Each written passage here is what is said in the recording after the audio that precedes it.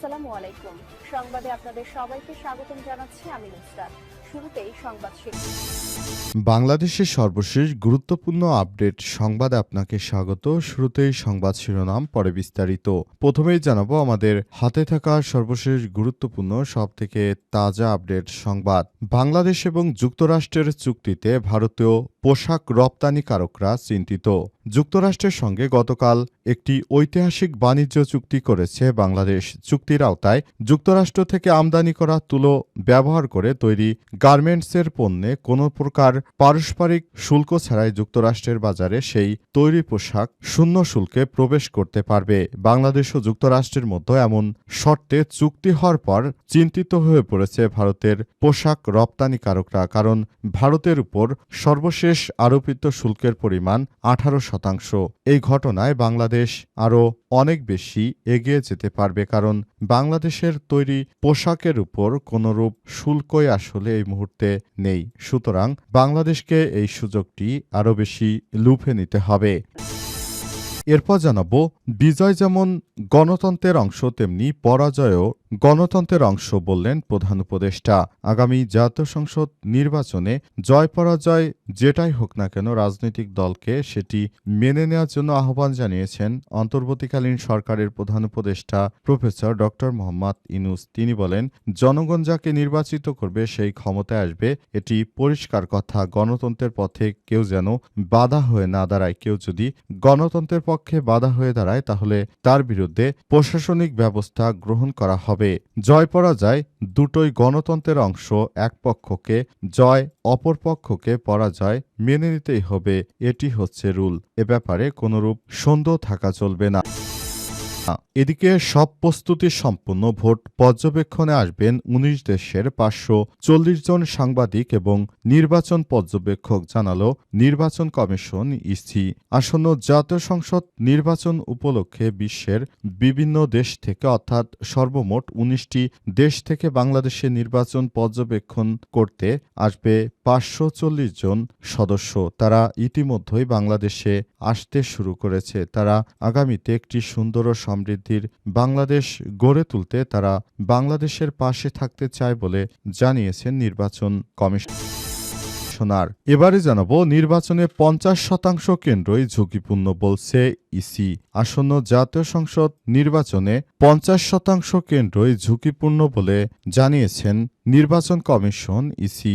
আজ ইসির পক্ষ থেকে এসব বিষয় নিশ্চিত করা হয়েছে। প্রিয় দর্শক, জানাবো, গিনির রাজধানীতে তীব্র গোলাগুলি। আফ্রিকার দেশ গিনির রাজধানীতে কোনাক্রিও কেন্দ্রীয় কারাগার ও প্রেসিডেন্ট প্যালেসের সংলগ্ন এলাকায় ভারী গোলাগুলির শব্দ শোনা গেছে। দীর্ঘ সময় ধরে গোলাগুলি চলছে বলে জানিয়েছে বিভিন্ন আন্তর্জাতিক গণমাধ্যম। আজ আন্তর্জাতিক গণমাধ্যম থেকে সব বিষয় নিশ্চিত করা হয়েছে। প্রিয় দর্শক, এতক্ষণ শুনছিলেন সংবাদ শিরোনাম, এবারে বিস্তারিত। তবে তার আগে বন্ধুরা অনুরোধ থাকবে, এই সংবাদটিতে একটি লাইক দিন। এই চ্যানেলে আপনি নতুন হয়ে থাকলে আমাদের সংবাদটি দেখতে দেখতে চ্যানেলটি সাবস্ক্রাইব করে রাখুন। কমেন্ট করে বন্ধুরা আপনার মূল্যবান মতামত জানিয়ে দিন আপনি বিশ্বের কোন দেশ থেকে বা বাংলাদেশের কোন স্থান থেকে আমাদের সংবাদটি দেখছেন এবং শুনছেন। আর বন্ধুরা, সংবাদটি আপনার সোশ্যাল মিডিয়া ফেসবুকে শেয়ার করে বন্ধুদেরও দেখার সুযোগ করে দিন। আগামী জাতীয় সংসদ নির্বাচনে আপনি কোন দলকে সমর্থন করেন কমেন্ট করে জানিয়ে দিন। দাড়িপাল্লা নাকি শাপলাকলি, নাকি ধানের শীষ, নাকি আল্লামা মামুনুল হকের রিকশা, কোন প্রতীকে আপনি ভোট দিতে চান পুরো বিশ্ববাসীকে বিষয়টি জানিয়ে দিন। এবারে বিস্তারিত। দ্য হিন্দুর প্রতিবেদন, বাংলাদেশ ও যুক্তরাষ্ট্রের চুক্তিতে ভারতীয় পোশাক রপ্তানিকারকরা চিন্তিত।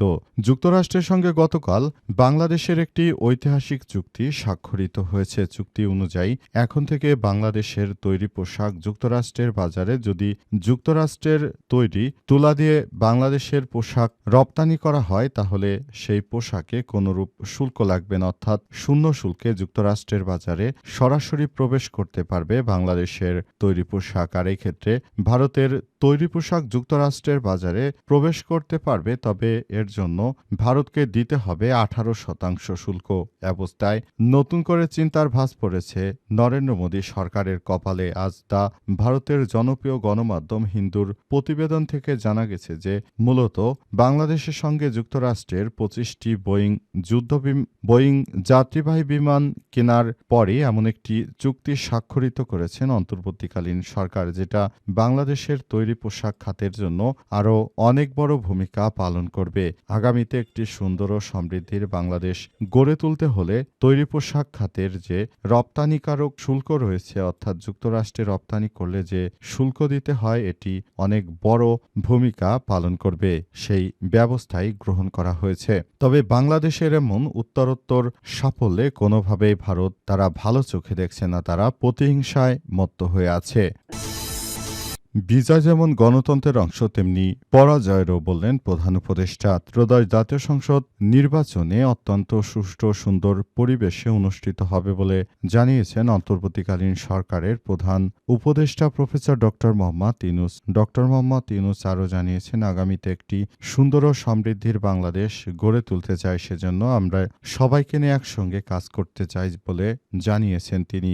অন্তর্বর্তীকালীন সরকারের প্রধান উপদেষ্টা প্রফেসর ডক্টর মোহাম্মদ ইউনূসের সরকার আরও জানিয়েছেন যে বর্তমানে যে কন্ডিশন রয়েছে এর মধ্য দিয়ে বাংলাদেশটাকে সুন্দরভাবে গড়ে তুলতে হবে এবং সে অনুযায়ী আমরা সবাই মিলে আগামীতে একটি সুন্দর ও সমৃদ্ধির বাংলাদেশ গড়ে তুলতে চাই। সেজন্য সবাইকে নিয়ে একটি সুন্দর ও সমৃদ্ধির বাংলাদেশ আমাদেরকে গড়ে তুলতে হবে। সেজন্য সরকার প্রধান জানিয়েছেন, জয় পরাজয় সেটা হতেই পারে, আপনার দলকে যে দল যত মানুষ ভোট দেবে আপনি তত শতাংশই ভোট পাবেন। এটা নিয়ে নির্বাচনে কারচুপি কারসাজি করে কোনো লাভ নেই, কারণ এটি জনগণের কাছে আপনার পক্ষে আরও নেতিবাচক বার্তা যায়। তাই আপনাদের সবাইকে বলবো, নির্বাচনে জয় পরাজয় সবই নির্বাচনের অংশ। যে দল জয়ী হন এবং যে দলই পরাজিত হন না কেন, আপনারা সবাই যদি এই বিষয়গুলোকে মেনে নেন, সেটি বাংলাদেশের পরিবেশের জন্য ভালো এবং নিজেদের জন্য ভালো। সুতরাং আপনাদের প্রতি আমার আহ্বান থাকবে, আগামী জাতীয় সংসদ নির্বাচনে আপনারা যে দলই পরাজিত বা জয়ী হবেন, সেই দলই আপনারা রেজাল্টকে মেনে নিয়ে যার যার জায়গা মতো সুন্দর করে দেশটাকে সাজিয়ে গুছিয়ে তোলার জন্য এগিয়ে চলবেন। আমরা যে ক্ষমতা থেকে চলে যাব এটা যেমন সত্য, আপনাদেরকেও নতুন করে বাংলাদেশের দায়িত্ব নিতে হবে, সেটাও সত্য বলে মনে করেন তিনি। প্রস্তুতি সম্পন্ন ভোট পর্যবেক্ষণে আসবেন 19 দেশের 540 জন সাংবাদিক পর্যবেক্ষক, ইসি বলছে ইসি সচিব। আসন্ন 12 ফেব্রুয়ারি ত্রয়োদশ জাতীয় সংসদ নির্বাচন গণভোটের অংশগ্রহণ করার মধ্য দিয়ে বাংলাদেশে নতুন করে আবার একটি বিপ্লব হতে চলেছে। বিপ্লব হবে ভোটের বিপ্লব। সবাই যেন গণভোটে হ্যাঁ সূচক ভোট দেয়, এমনটাই মনে করা হচ্ছে। আগামীতে একটি সুন্দর ও সমৃদ্ধির বাংলাদেশ গড়ে তোলার জন্য সবাইকে একসঙ্গে কাজ করতে হবে। অন্তর্বর্তীকালীন সরকারের প্রধান উপদেষ্টা প্রফেসর ডক্টর মোহাম্মদ ইউনূসের সরকার আগামীতে একটি সমৃদ্ধির বাংলাদেশ গড়ে তুলবেন, এই প্রত্যাশাই করে সবাই। সেজন্য ইতিমধ্যেই নির্বাচনী পর্যবেক্ষকরা দেশে আসতে শুরু করেছেন। 19 দেশ থেকে মোট 540 জন সাংবাদিক ও নির্বাচন পর্যবেক্ষক তারা বাংলাদেশে আসবে। বাংলাদেশে কেমন নির্বাচন হয় সে বিষয়গুলো তারা ফলো করবে এবং বিভিন্ন জায়গায় তারা এই বিষয়গুলোকে নিয়ে ভোট দিয়ে সবার মধ্যে একটি সুন্দর পরিবেশ তৈরি করতে চায়। সেই বিষয়টিকে সামনে রেখে আসলে আগামীতে একটি সুন্দর ও সমৃদ্ধির বাংলাদেশ গড়ে তুলতে এবার জাতীয় সংসদ নির্বাচনে পর্যবেক্ষকরা আসছেন। তারা এসে আগামীর বাংলাদেশ গড়ার জন্য স্বচ্ছতা নিরপেক্ষতা তারা যাচাই বাছাই করছেন, এমনটাই জানানো হয়েছে। নির্বাচনে 50% কেন্দ্রই ঝুঁকিপূর্ণ, বললেন ইসি।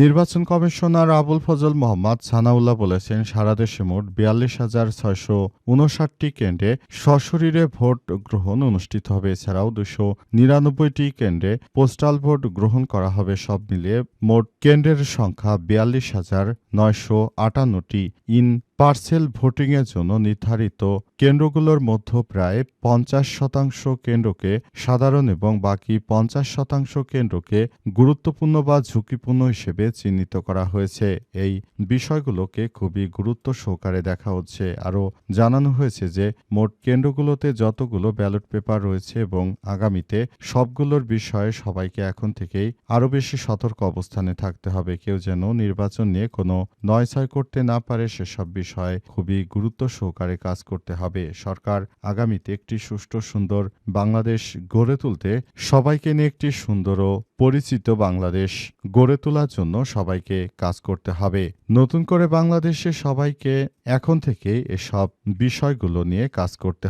হবে। এজন্য সবাইকে নিয়ে আমরা একটি সুন্দর বাংলাদেশ গড়ে তুলব এবং আমরা কোনরূপ ঝুঁকিপূর্ণ কোনো কাজ করব না বলে নির্বাচন কমিশনের পক্ষ থেকে বলা হয়েছে। সে অনুযায়ী সবাইকে নিয়ে একটি গুরুত্বপূর্ণ বিষয় সামনে এসেছে। আগামী জাতীয় সংসদ নির্বাচন অত্যন্ত গুরুত্বপূর্ণ হয়ে উঠেছে এবং সে অনুযায়ী সবাইকে নিয়ে একটি সুষ্ঠু সুন্দর পরিবেশে ভোট দেওয়ার প্রতি আহ্বান জানানো হয়েছে।